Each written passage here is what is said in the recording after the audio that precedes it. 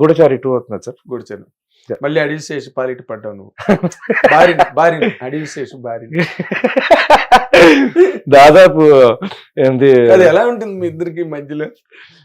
తనేమో చాలా energetic person. బా అసలు నేను కూడా నువ్వును there is no doubt.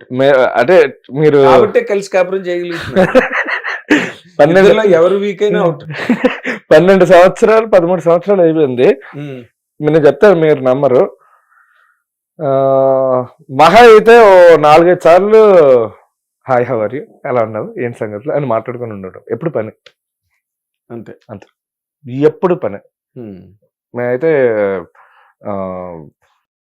Coffee తాగేవని కూడా అడగడు కదా.